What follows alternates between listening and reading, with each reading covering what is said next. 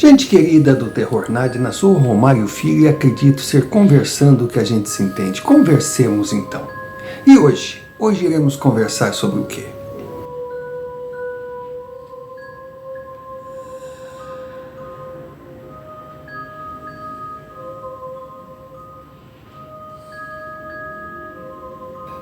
Senhor Romário, como vai? Agradeço por receber meu relato e, lógico, vou agradecer bem mais se o senhor me der a honra de publicar essa minha experiência, que com certeza marcou a minha vida, a da minha esposa e de alguns amigos. Eu vou voltar no tempo. Para mostrar como a vida, como o senhor fala, que a vida pronta, como a vida nos armou ou nos colocou diante dessa armadilha. Eu estava no segundo ano do ensino médio. Ou seja, no final do segundo ano. No ano seguinte, eu viajaria para a capital para me preparar para tentar a vaga numa universidade. Pois eu sonhava ser engenheiro. E chegar a hora de eu entender que a minha fase infância, adolescência estava acabando. E que eu teria que olhar para o meu futuro com uma forma mais séria. Eu estava resolvido. Eu iria me dedicar aos estudos, fazendo valer o investimento que os meus pais faziam no meu futuro com um grande sacrifício, porque não éramos assim uma família de classe média alta. A gente vivia bem. Só que no final daquele ano, eu vi a última chance de eu tentar realizar um sonho que alimentei durante vários meses. Ana Paula. Ana Paula, ela estava no último ano do ensino fundamental. Era uma mocinha, leia-se adolescente, leia-se mulher. Mas ela era linda. Não era difícil algum homem se interessar por ela. Imagine, jogava na seleção de vôlei da cidade, não só da escola. Ela era do tipo retilíneo, magra, alta, um rosto perfeito, um cabelo que vinha nas costas. Uma morena de olho azul. Ou seja, estou colocando aqui o que era Ana Paula e ao mesmo tempo expondo beleza por definição. E eu sempre fui, acredito que continue sendo a característica, um homem tímido. Então, nunca fui feio. Também tinha lá algumas das características da beleza por definição masculina. Se bem que a beleza masculina ela não tem regras tão rígidas, né? O homem pode ser bonito gordo, bonito magro, bonito alto, bonito baixo. Tudo depende do ponto de vista. Diferente da mulher que tem aquelas meia dúzia de definições. Mas eu era um cara alto, bem apresentado, educado. Só que eu tinha medo de revelar o que eu sentia por Ana Paula. E a minha intenção, veja, eu ia completar 18 anos. Ela estava com 16. Eu iria embora da cidade para estudar. E o meu sonho era sair como namorado dela. Mas nunca surgiu uma oportunidade, porque quando a gente é muito tímido tem que ter todo um cenário, né? O cara que é mais escrachado chega lá, diz o que tem que dizer, se colar, colou, se não colar, vai para outra. Eu não queria levar um não no primeiro grande amor da minha vida. Mas foi quando, no final daquele ano, 1997, que eu vi umas pessoas oferecendo lugares no ônibus. Eu me interessei, que ônibus? Era o ônibus dos formandos da turma de Ana Paula. E ainda tinha vagas. Porque, na verdade, os formandos, eles estavam em 2 salas de aula. Cada uma delas com 30 alunos, completava 60. Mais os professores, uns 65, 66. Sobravam ainda 14 lugares para completar 80. E o destino não me atraiu muito. Sabe aquelas pousadas tipo acampamento? Eu via muito naqueles filmes americanos, eu digo, meu Deus do céu, mas não tinha outro lugar para ir, mas é aquela coisa, né? Interior do Paraná. A viagem seria feita com um esforço dos alunos que venderam rifa, venderam isso, fizeram bailinho, aquela coisa que enriquece. Aquela fase que a gente não sabe o quão legal é, mas depois deixa a saudade. Então eles não tinham muito dinheiro e surgiu essa tal pousada, acampamento. Eu não iria para um lugar desse, mas de jeito nenhum. Mas pela chance de estar próximo de Ana Paula e ter aquela oportunidade aos 49 do segundo tempo, eu pensei, por que não? Então convidei alguns amigos que logicamente riram da minha cara e disseram que não. E eu fui sozinho. Eu fui sozinho e já começou errado. A Ana foi no ônibus 2, eu fui no ônibus 1. Eu fui no meio dos professores e coisa. Poxa, era algo esperado, mas caramba, podia ter chovido na minha horta, mas não choveu. O que não choveu na minha horta, choveu na viagem. E viagemzinha custosa. Eu não tinha olhado o panfleto, não tinha olhado nada. Não. Interior do Paraná. Eu morava a 100 quilômetros da capital. Eu imaginei, sei lá. Na verdade, eu não sei o que eu imaginei. Eu só sei, senhor Romário, que a tal da pousada, leia-se acampamento. Olha, pensa no fim do mundo. Pois é, ficava 3 quilômetros depois. E o ônibus, para ser mais barato e para caber 40 pessoas, já dá para entender que não era nem leito nem semileito. E não tinha ar-condicionado. Então foi uma viagem cansativa, tudo pelo amor. E lá fui eu. Agora, a estrada não era muito boa. Sabe aquele asfalto que tem 15 buracos no trilho ali? E mais 10 em cada lado do acostamento, esperando a hora de chegar, entrar e fazer o sacode. E vamos lá. E vamos lá. E vamos lá. Meu Deus. E olha, o ônibus ele tinha um toca-CD. Só que os motoristas não tinham os CDs, também não colocariam os deles, né? Então ficava por conta da molecada colocar suas músicas favoritas. Pensa numa tortura. Porque tudo bem, a gente quando aí tá com 30 anos, 30, 28, a diferença é mínima, mas quando a gente tá com 18, tá no meio de uma pirralhada de 15, 16, aquilo parece um abismo, inclusive, de gostos. Mas tudo em nome do amor. Mas como não há mal que sempre dure, uma hora nós chegamos. Não vou dizer as proximidades nem a cidade, porque eu não quero identificação. Inclusive meu nome, Daniel, colocado aqui, o nome da Ana e outros nomes que surgirão, também são fictícios. Sem contar o nome da pousada acampamento, que aqui eu chamarei de Pousada da Beira Rio. É um bom nome, que ficava às margens de um rio. Não era um rio, mas era um rio. E chegamos à noite. Chegamos à noite, nós tínhamos direito ao jantar. E fomos, mas eu estava tão cansado, aquela multidão, aquela molecada vindo para lá e para cá, porque alguém deveria ter me explicado que tudo bem, lotar os 2 ônibus seria 80 pirralhos ali. Só ninguém me disse que a tal da pousada acampamento tinha lugar para 160, então tinha mais ônibus de fora. E aquilo era assim. Bom, eu sei que eu não consegui enxergar Ana Paula e estava cansado. E fui até os meus aposentos. Aí eu já comecei a gostar. Porque, a grosso modo, eu vi que era uma cabana dividida em 2 quartos. Imagine, uma cabana com aquele desenho tradicional, né, o retângulo, com aquele teto assim, em forma de triângulo, aquele desenho que a gente faz quando é criança. Então, cada quarto era, acredito eu, que 4x4, mais ou menos.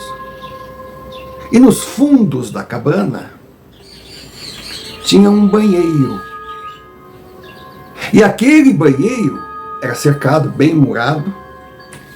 Era para uso só de quem tivesse hospedado naquela cabana. Em cada quarto tinham 4 camas. Então 8 pessoas dividiriam aquele banheiro. E as cabanas tinham as masculinas e as femininas. Eu achei legal. Aí quando eu fui conhecer o banheiro, poxa, me surpreendi. Tinha 6 cabines, sendo que 4 eram de vasos sanitários e 2 de chuveiros. Chuveiro quente. E tinha uma pia com espelho grande, mas limpíssimo. Falei, pô, legal. E ali, claro, as portas dos 2 quartos davam acesso aos fundos. A gente encontrava o pessoal, encontrava ali e também podia ficar na varanda, porque tinha uma varandinha, bonito. Agora o destaque eram as camas, um colchão bom. Ah, na roupa de cama tinha quando a gente chegava ali tinha toalha, tinha um sabonetinho. Serviço para uma pousada, acampamento. Tava muito legal. Aí cheguei ali, fiquei com 2 professores e um aluno. Um dos professores eu já até conhecia, ele me deu aula no fundamental, era um cara super gente boa, foi mais fácil. Então ali já tinha um pessoalzinho um pouquinho mais de idade, era meio que silenciosa, porque a gente quer falar mais longe, né? Não...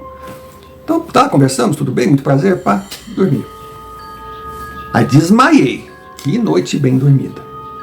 Ah, e tinha um ventilador de teto. Olha, muito legal mesmo. Aí acordei, claro, na parte da manhã tive que esperar um pouco, porque apesar do banheiro ter, teoricamente, condições de receber os 8, mas a gente sempre espera, mas sem pressa. Aí saí. Quando eu saí, eu digo, nossa, mas que lugar legal. Sabe, as cabanas, elas eram distribuídas num campo, mais plano, assim, claro, à beira de um rio, o rio estava mais ao fundo. E elas ficavam em torno de uma estrutura central. Mas tudo muito caprichado, florido, grama bem cortada, arborizado, muitas sombras. E nessa estrutura central tinha piscina, tinha chuveiros, para a pessoa não entrar na piscina do jeito que vinha da rua. Tinha um segurança que ficava vendo ali ao redor da piscina, porque as piscinas elas eram grandes e fundas. Tinha um banheiro coletivo ali nas piscinas também.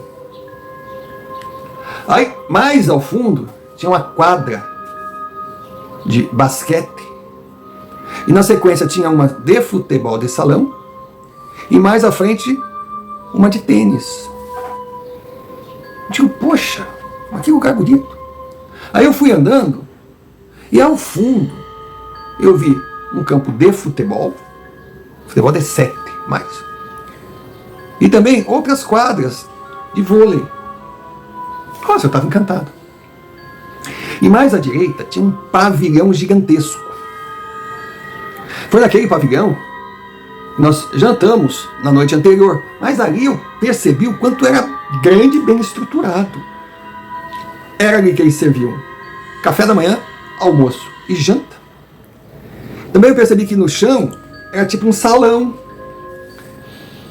Que fora das refeições, à noite, eles moviam aquelas mesas e cadeiras. Era um local para dançar. E tinha até um canto ali que ficava um conjunto, um músico. Poxa, mas que local interessante. E as cozinhas gigantescas. Gente trabalhando, uma comida deliciosa. Todo tipo de refrigerante e bebidas que alguém pudesse imaginar. Só não tinha bebida alcoólica. Porque aquela era a semana de formandos. Então mesmo que tivesse maiores que nem eu, não tinha bebida alcoólica. O que eu achei muito legal também. E também, se por acaso, como sempre acontece, alguns passageiros chegassem com bebida alcoólica e os funcionários ali da pousada descobrissem que chegavam nos professores e diziam para que aquela bebida não fosse consumida nas dependências da pousada. Muito legal, muito bem organizado, muito seguro, muito limpo. E tinha uma equipe de monitores. Mais diferente do que eu pensava, aquelas brincadeirinhas infantis, não. Eles criavam, assim, programações para trilhas, para andar de caiaque, competições esportivas, passeios a longa distância, porque eles tinham uns carros ali, umas caminhonetes que levavam. Mas muito bom. Eu conheci a proprietária, que aqui eu vou chamar de Dona Marisha. A Dona Marisha comandava tudo. E senhorinha, ela devia ter uns 50 anos, mas ela comandava tudo. Ali, ela estava com 30 colaboradores. Ainda conversando com ela, depois que a gente pega uma certa intimidade, eu perguntei, poxa, mas a senhora tem movimento para essa equipe toda? Ela disse, não, aqui, na verdade, boa parte dos que estão trabalhando aqui nesse momento, os que são fixos são da fazenda, porque nós temos uma fazenda aqui e nós vivemos do que produzimos. Tanto que algumas das programações, era a lida de fazenda. Poxa, gente, muito legal. Sabe, tirar leite das vacas, e recolher o gado no campo. Eles explicavam como funcionava, ir nas plantações, mas muito 10, eu estava assim impressionado.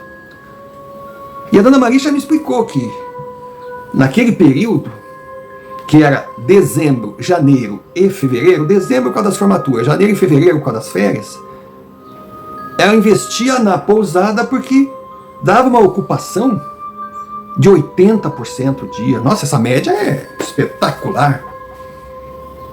Ela chegou a dizer que em determinados períodos, em determinados anos, aqueles 3 meses de pousada faturavam tanto ou mais do que a fazenda no resto do ano.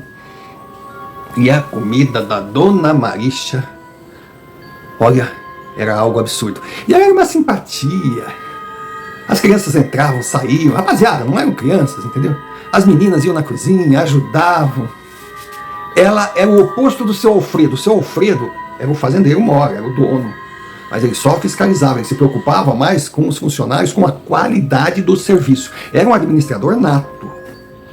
Mas não era muito assim de ficar fazendo sala para os hóspedes. Ou seja, o casal perfeito. Sem falar que tinham 2 filhos, um casal de filhos, seus 30 e poucos anos, que ajudavam ali na lida. O filho vinha só para o fim do ano para ajudar na pousada. Eu não sei nem qual a profissão que ele tinha, porque ele não morava ali, não cheguei a perguntar.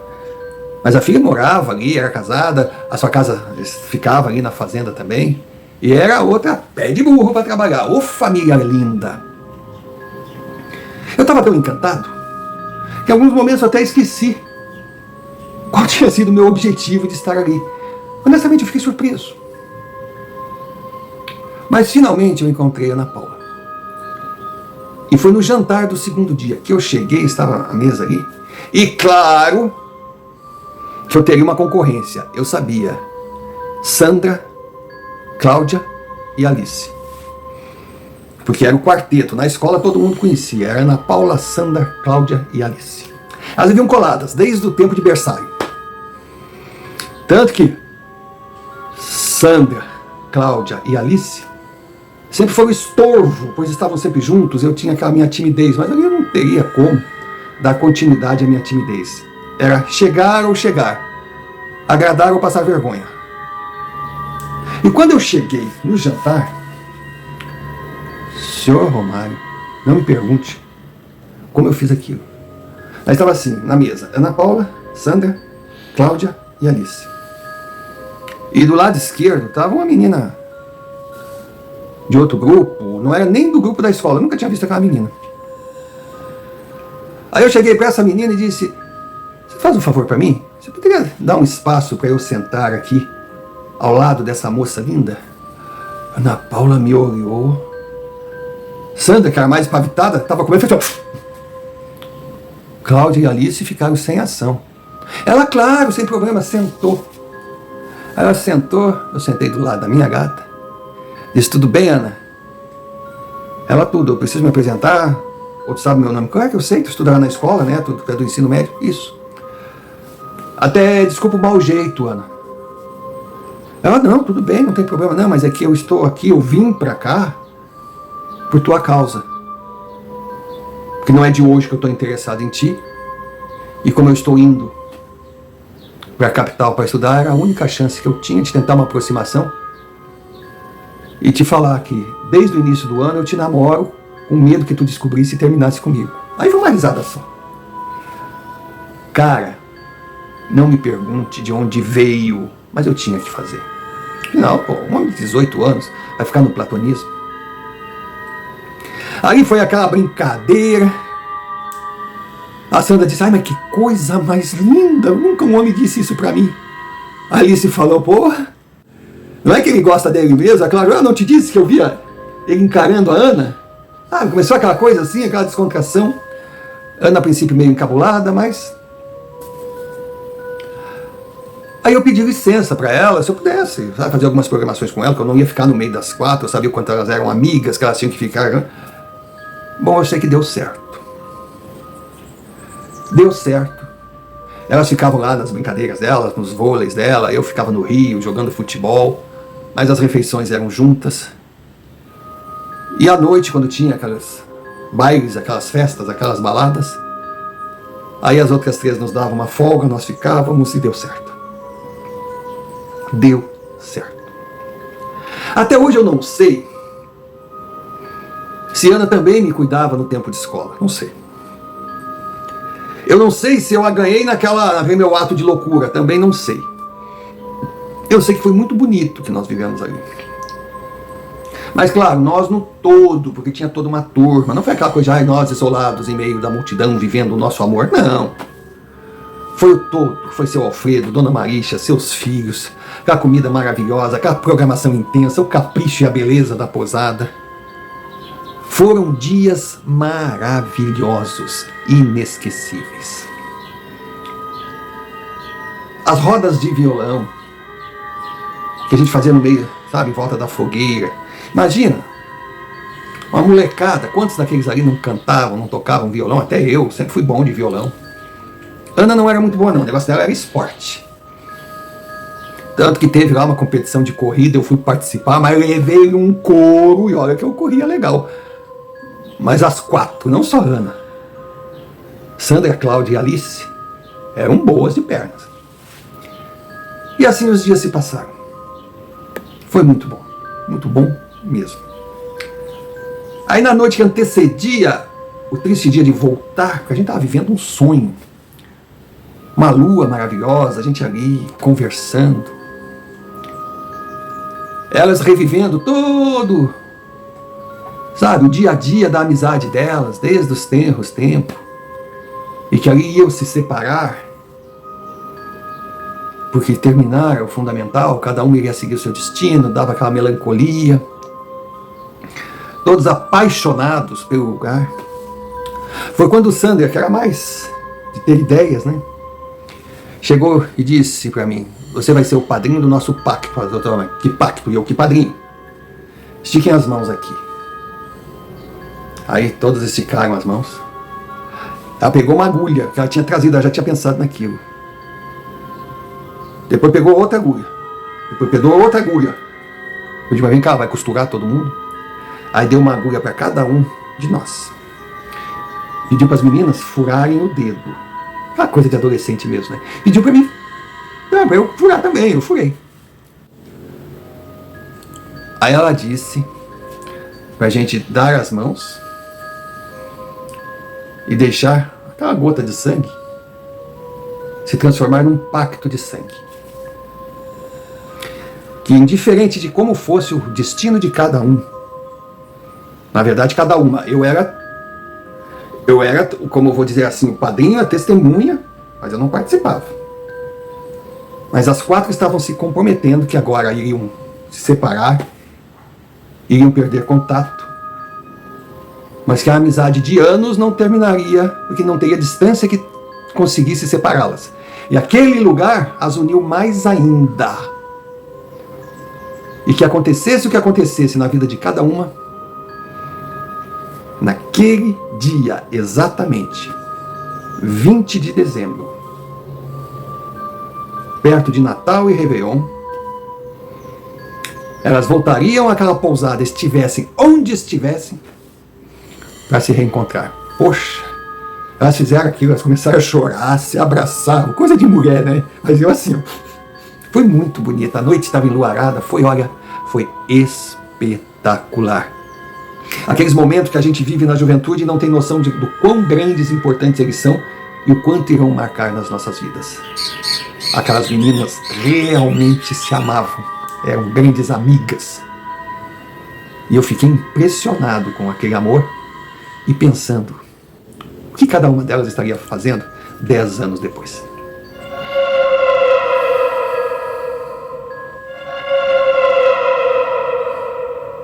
Se você chegou até aqui, muito obrigado, mas muito obrigado mesmo pelo apoio que dá ao Terror Nadina.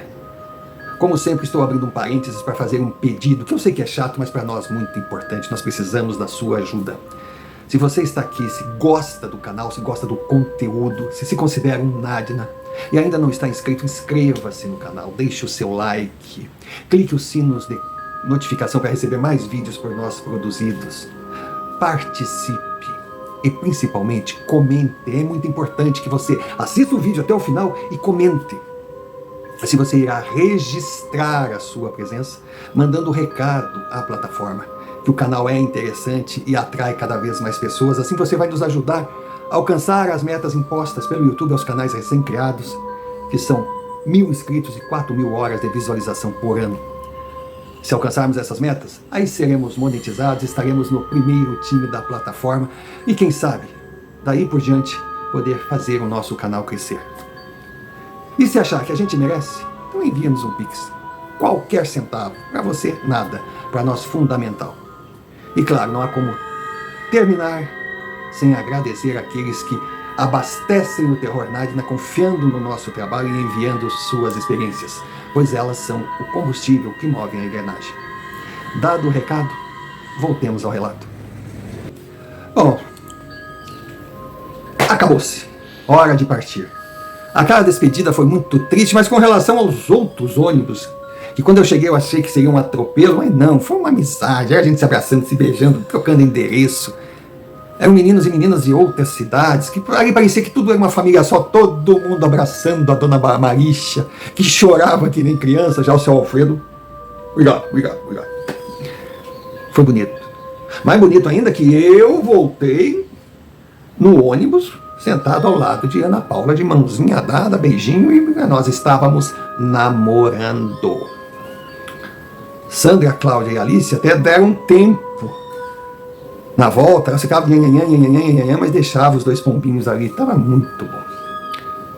E na sequência, claro, veio o Natal, veio o Réveillon, todo mundo permaneceu na cidade, veio a hora de ir para a praia.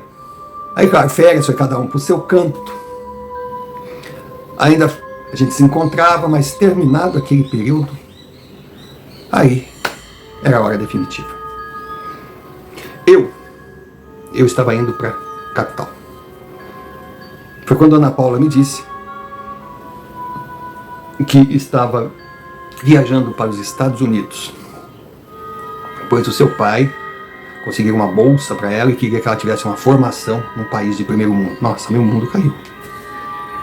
Claro que ela falou de continuar se correspondendo, aquela história toda, mas, sabe, o meu sonho acabou. Sandra, grosso modo, primeira ordem, ficaria na cidade, mas estava se preparando também para bater asas para São Paulo. São Paulo seria o destino de Cláudia. E já Alice tinha outros planos, que para mim não ficou muito claro, mas em resumo, cada um seguiu o seu caminho. É claro que aquela história de namoro à distância entre Ana e eu, ficou explícito que amor de praia não segue serra. Então o namoro não vingou, virou apenas uma ótima lembrança e uma saudade, porque como eu gostava daquela menina, era algo impressionante, mas claro que a reciprocidade eu não poderia cobrar. E os anos se passaram.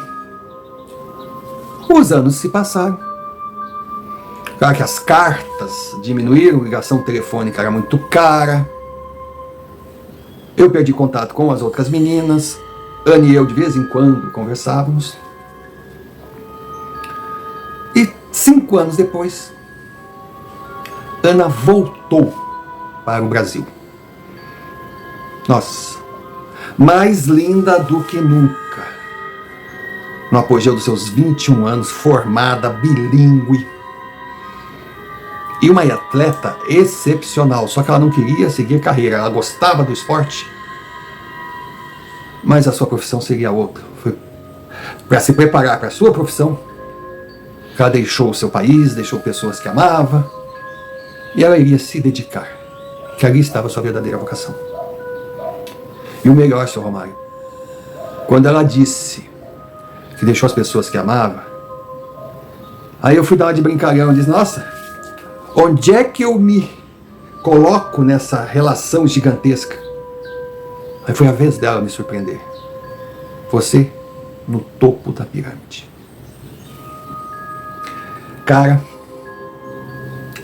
ali não ficou a menor dúvida. Ela era a mulher da minha vida. por incrível que pareça, o meu primeiro amor se apresentando como sendo a futura senhora minha esposa. E não deu outra. 2 anos depois, estávamos nós casados e morando em São Paulo, felizes da vida. Só que o tempo seguiu seu curso.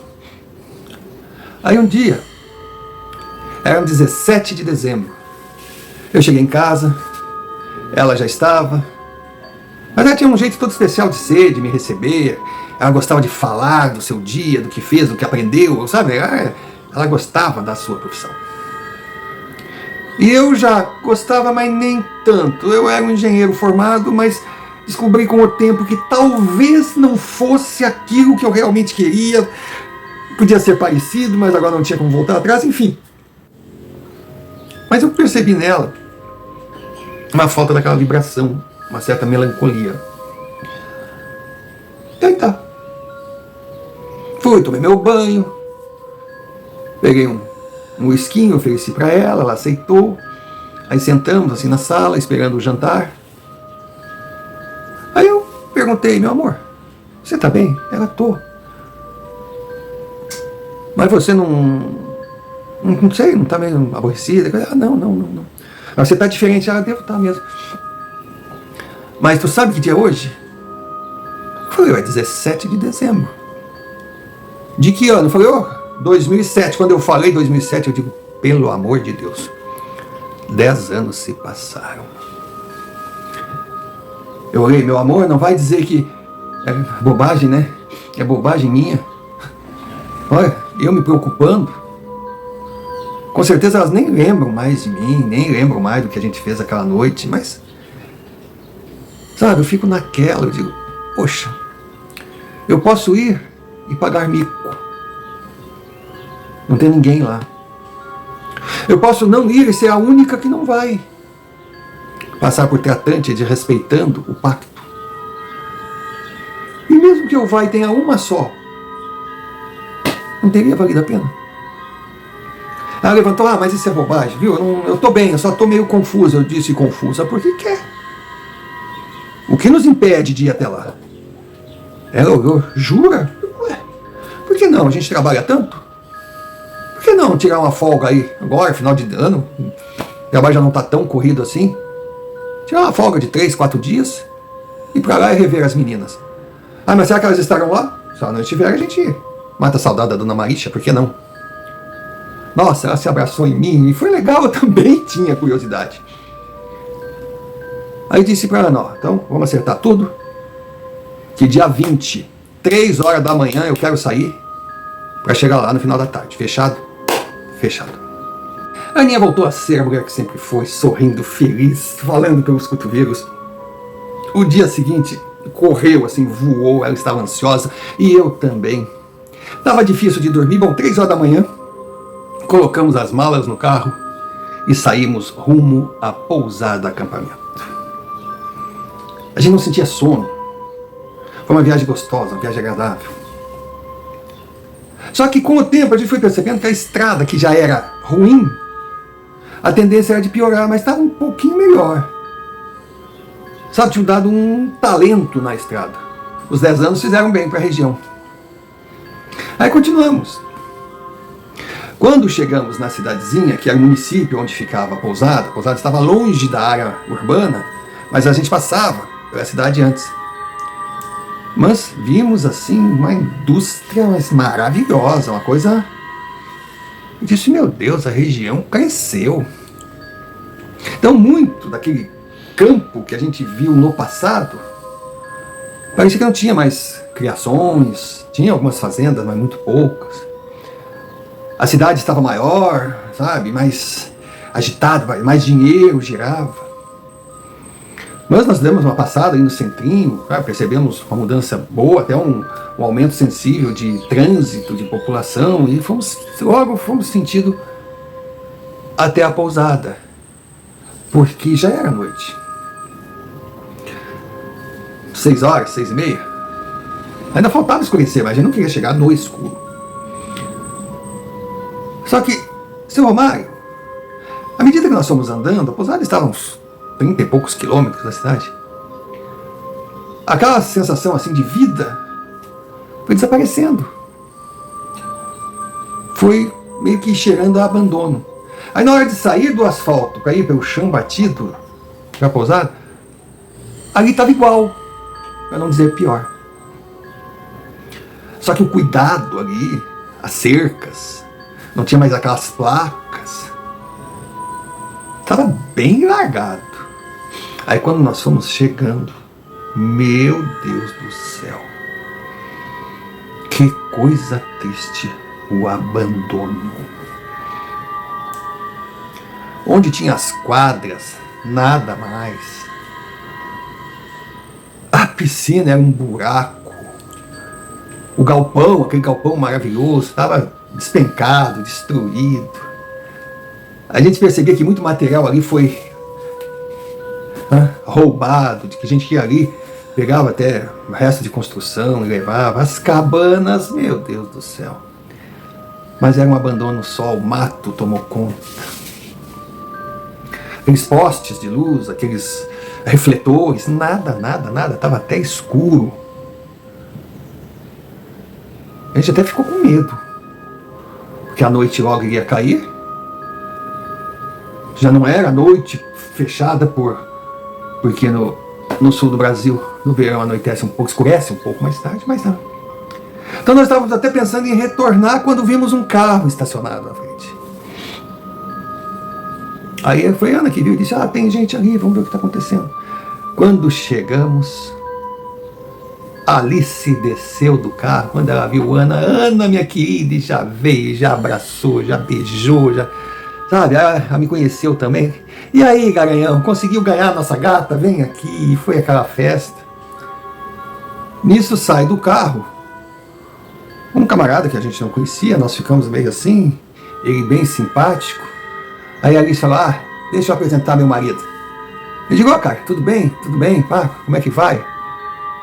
Então tu é o famoso entrão que quebrou o clube da Luluzinha e nós demos risadas, aquela coisa toda. O nome do cara era Paulo era gente boa. E aí foi quando a Ana perguntou, o que aconteceu aqui? Tu tá sabendo? Cadê as outras? Meu Deus, cadê a Sandra? Cadê a Cláudia?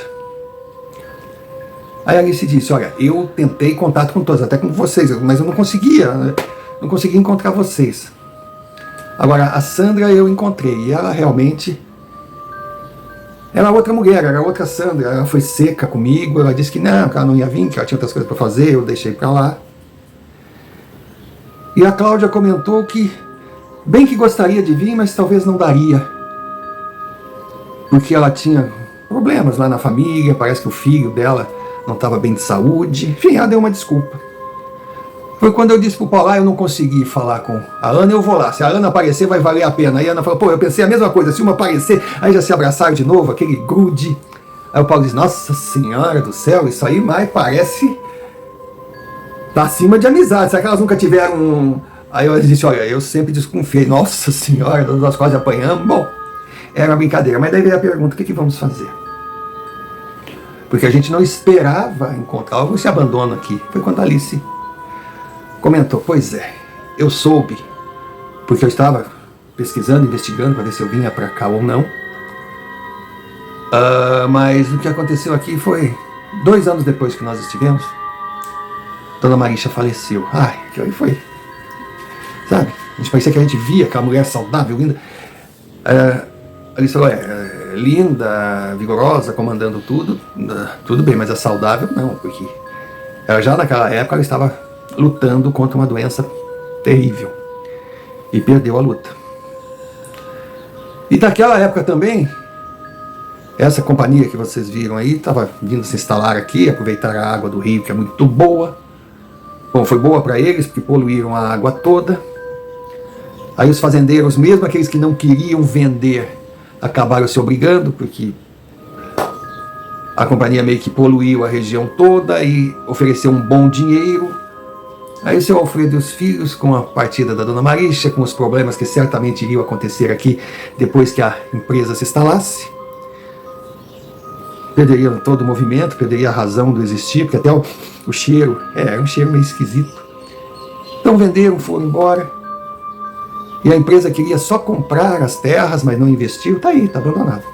Eles estão investindo mais lá para cima. Foi muito bom para a região, trouxeram empregos, sem problema nenhum, está todo mundo feliz.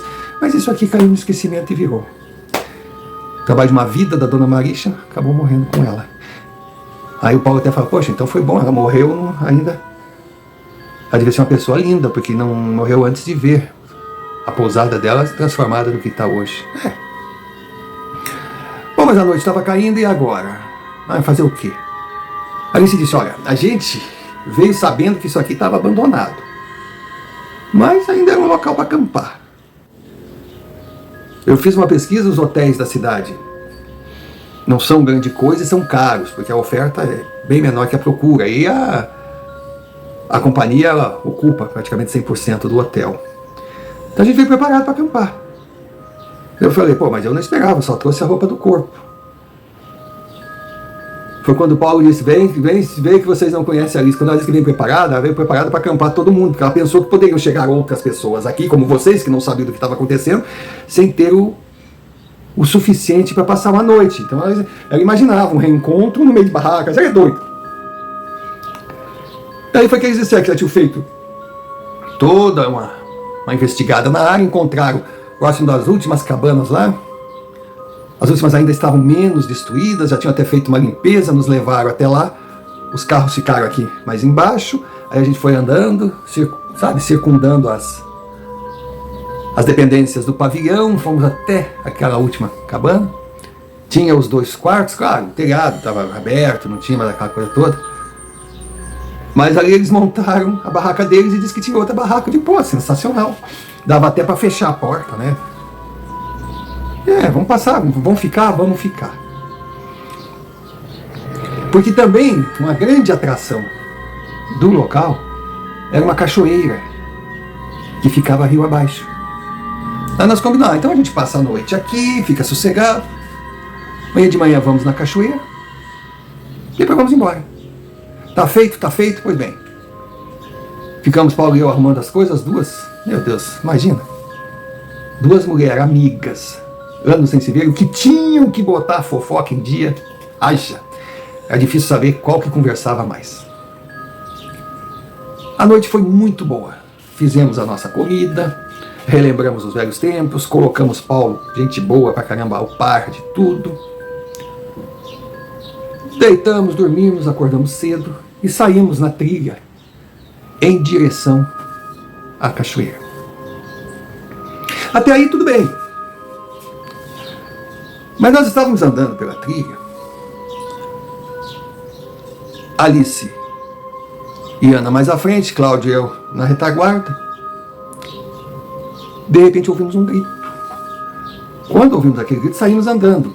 Aceleramos. Estava a Ana assim, meio que impactada. Alice, sabe? E a imagem realmente era feia.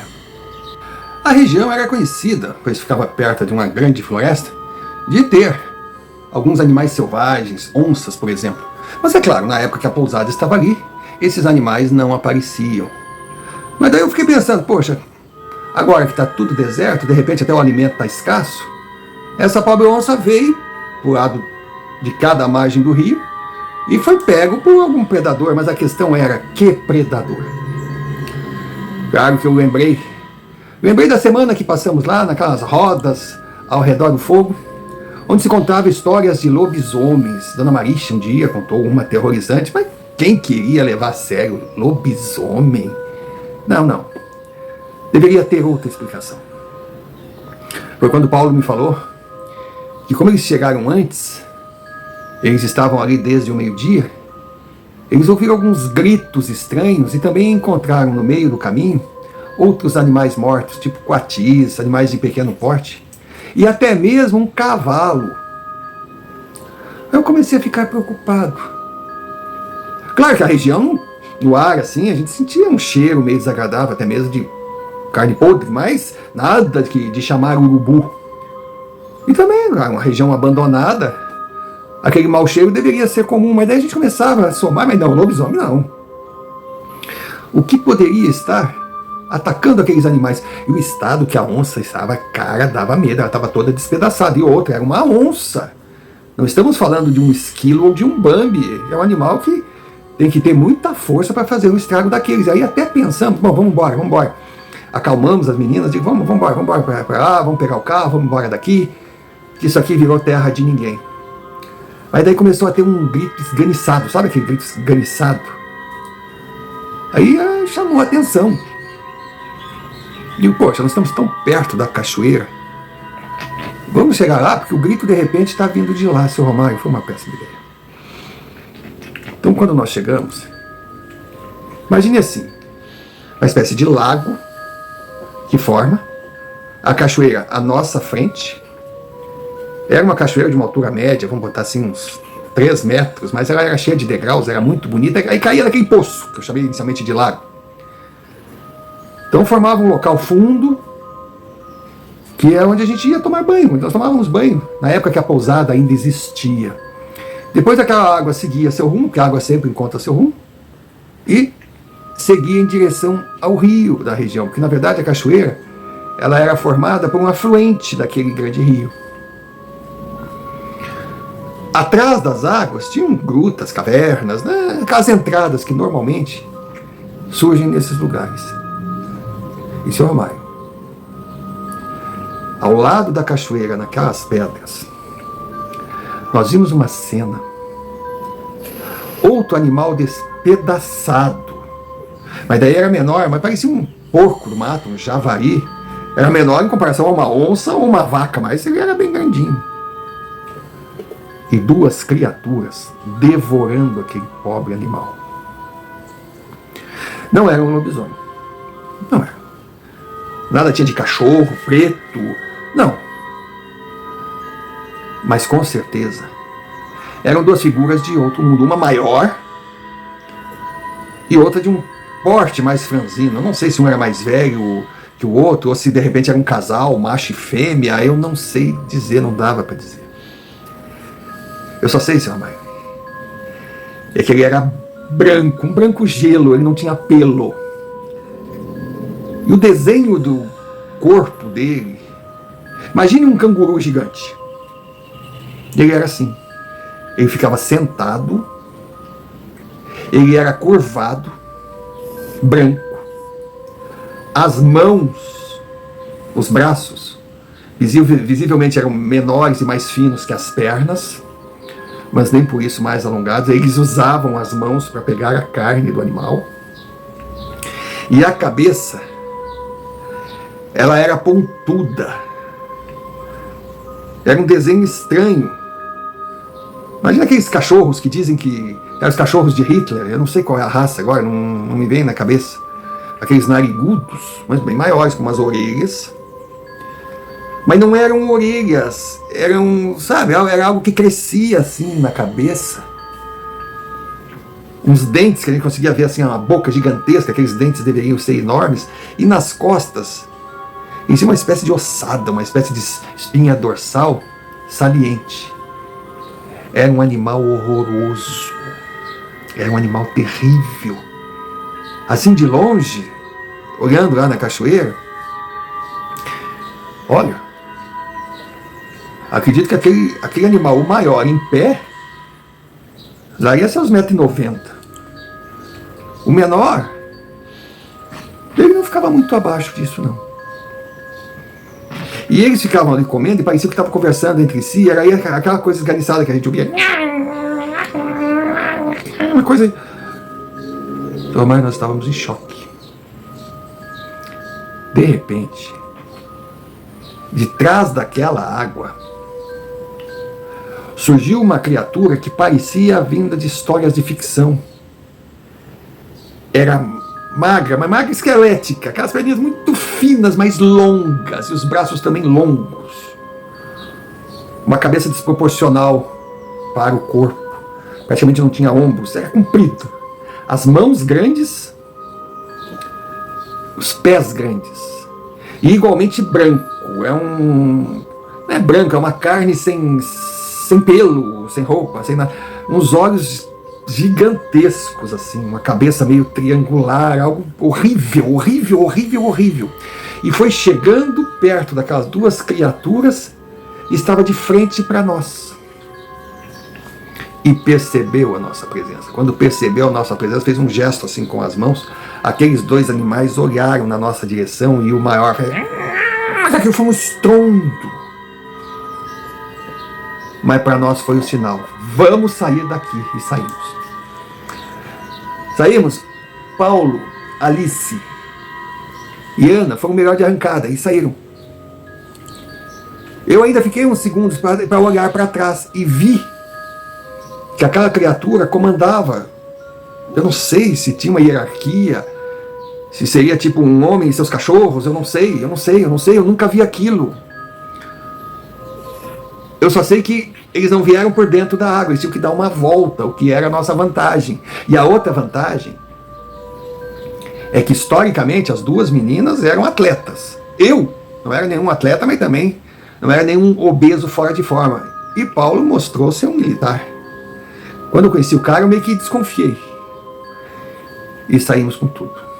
Saímos com tudo, mas nós ouvíamos a mata quebrando e aqueles seres, eu não sei se os três, eu não sei, aí claramente se aproximavam, porque nós éramos velozes, mas eles eram muito mais velozes. E será se eles não se machucavam com a mata, se eles quebravam os galhos com mais facilidade? Eu não sei explicar, se eles tinham mais força, mais velocidade, mas com certeza, se a gente continuasse correndo, se a distância fosse maior, eles nos alcançariam. E aí, e eu no desespero, era o último ali da trilha. Aí de repente chegamos naquela clareira que dava para ao que sobrou da pousada, e a nossa cabana ficava ao fundo, mas no caminho estavam os carros. Aí quando eu saio na clareira, eu percebo que o Paulo, quando falou que veio preparado para tudo, ele estava preparado para tudo mesmo. O cara estava com um canhão na mão, apontando para a mata, só esperando eu aparecer. Quando eu apareci, ele viu a minha localização, viu aquela mata se mexendo, ele deu. Aquilo foi uma explosão, sabe aquela... Sei lá, será R15, será 12, eu não entendo de arma, mas o ombro do cara meio que assim, tremeu. Mas ele firme. Logo em seguida... Aí eu vi um... E eu não olhava para trás. Continuei correndo. Aí fui para trás de Paulo, ele... Chega aqui, chega para trás, entra no carro, fica aqui. Aí nós entramos no carro, as meninas já estavam dentro, ele ficou com a arma em punho olhando. Aí a mata parou de se mexer. A coisa meio que ficou em silêncio. Aí eu perguntei para ele, será que você acertou? Ele disse, não sei. Se eu não acertei foi um cagaço, porque eu não consegui ver, eu fui mais ou menos a rumo, mas eles pararam. Eu disse, o que nós vamos fazer? Vamos sair aqui? Ele falou, não é uma boa estratégia. Eu disse, como não? Vamos ficar aqui. Eles, vamos ligar, vamos pedir socorro. Vamos ficar aqui de vigia, do lado dos carros, e vamos pedir socorro. Mas socorro, mas como... Cara, eu não consegui nem parar de gaguejar e disse, eu já testei. Se é uma das coisas boas que essa empresa trouxe para cá, foi o sinal de telefonia. Tem sinal. Liga para a polícia. Aí eu vi que ele estava com um celular, que na época não é como é hoje, né? Todo mundo tem seu celular, iPhone, tem Wi-Fi, não. Eram uns tijolos assim, mas eram uma forma de se comunicar. Aí peguei e liguei para a emergência da polícia, logo fui atendido. Aí falei o que estava acontecendo, aí o atendente disse para nós ficarmos no lugar. E seria de fato melhor, porque ali nós estávamos parados, num local aberto, que não teríamos como ser pegos de surpresa. Vai que a gente sai naquela estrada ruim, dá algum problema com o carro, ou um animal daquele nos ataca desprevenido, elemento de surpresa é sempre pior. Foram minutos de angústia. Mas logo... Eu nunca pensei que ia ficar tão feliz de ouvir sirene de polícia. Aí eles chegaram, encostaram. Desceram 2 policiais. Aí nós estávamos ali, preocupados, né? Meio que amedrontados. Eles primeiro demonstraram interesse maior na arma que Paulo segurava do que na nossa história. Aí quando foram perguntar pela origem, o Paulo se identificou. O cara era tenente do exército, era habilitado, não tinha problema nenhum, bateram continência para ele. Mas também a educação ficou nisso. Quando nós contamos a história, eles olhavam pro, sabe, meio que desconfiados. Aí sempre tem um mais boca aberta, né? Um sempre mais autoritário. Acho que eles combinam. Hoje tu vai ser o chato, eu vou ser o legal. Não sei como é que funciona. Eu sei que ele começou a zombar de nós. E começou a ficar nervoso. Tipo assim, vem esses bunda mole da cidade, encontram um coati morto e já vê monstro pra encher o saco. Sabe? Tipo assim, pô, dá vontade de prender vocês, um falou. Tá pensando que a gente não tem problemas maiores do que vir receber atender um chamado desse, o que não sei o que, bababá, e ficou falando um monte de coisa.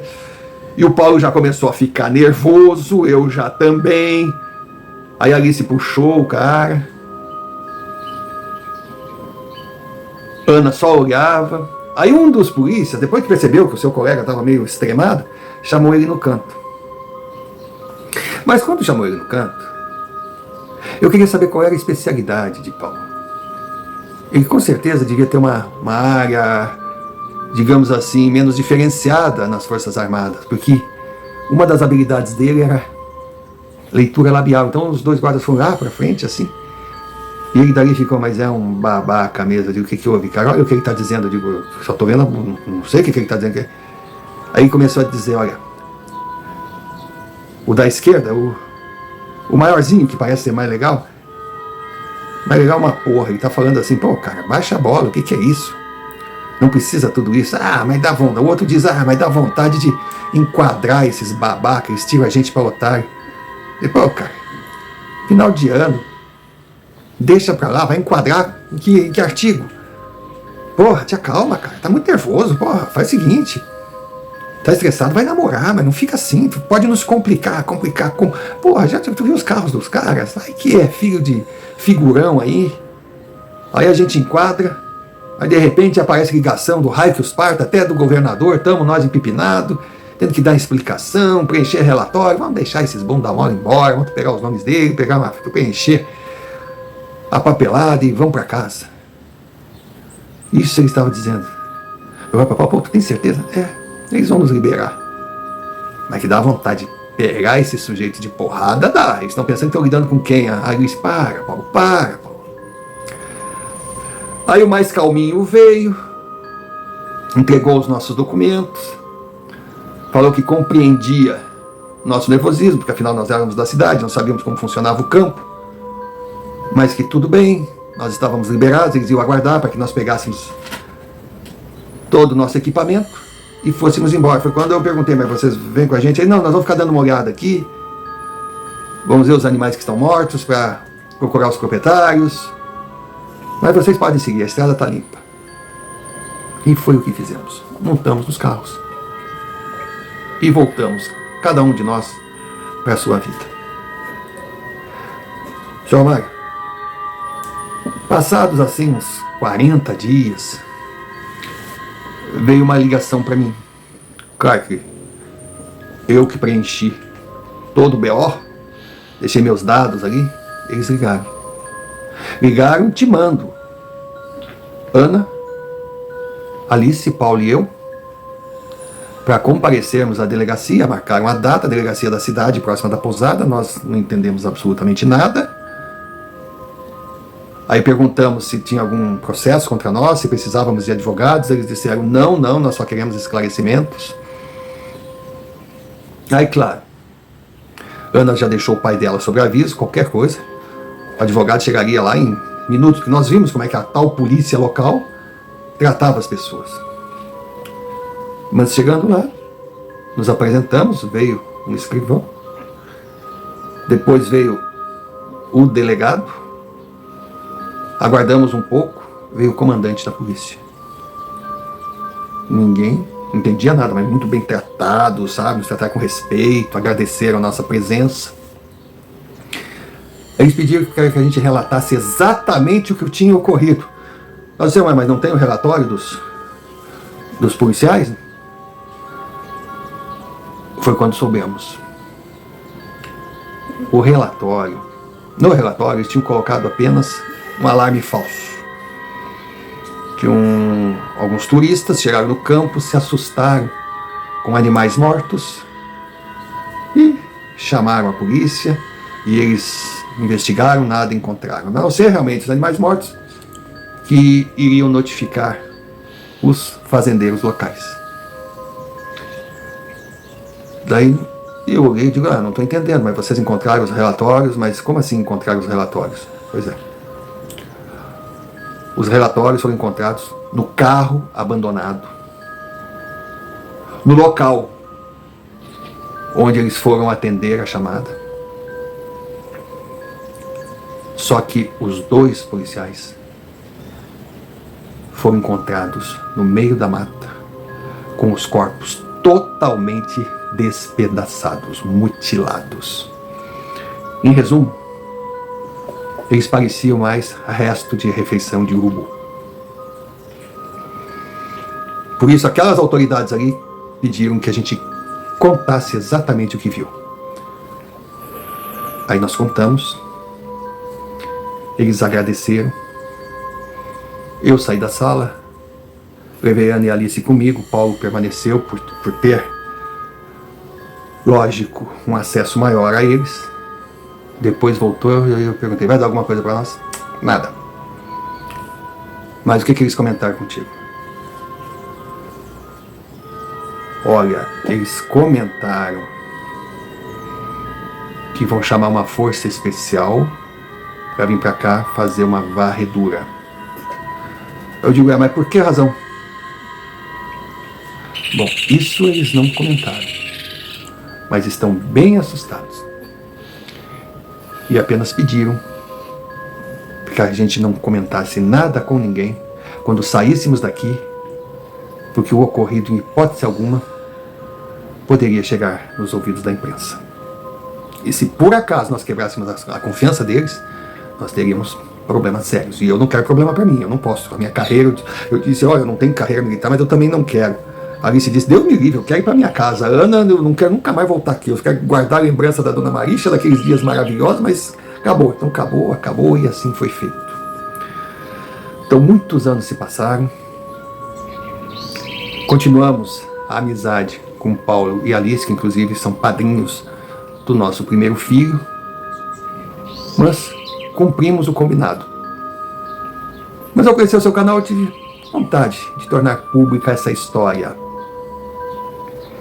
Claro, sem identificar locais, nomes, nada. Mas para deixar claro para as pessoas que gostam de se embrenhar nas matas em busca do silêncio e do contato com a natureza. Cuidado. Cuidado que, com certeza, tem entre nós, escondidos nesses locais que poucas pessoas chegam, seres que não são desse mundo. De que mundo são? Como saber? Esse é o sobrenatural. São os universos desconhecidos. Podem ser de outros planetas, podem ser de outras dimensões aqui mesmo no nosso planeta, podem ser, mas desse mundo não são. Então cuidado, porque vocês podem de repente não ter a mesma sorte que tivemos Ana e eu, de termos um Paulo ao nosso lado, um homem preparado, bem treinado e armado. Porque se não fosse assim, tudo indica que teríamos o mesmo destino do que aqueles policiais.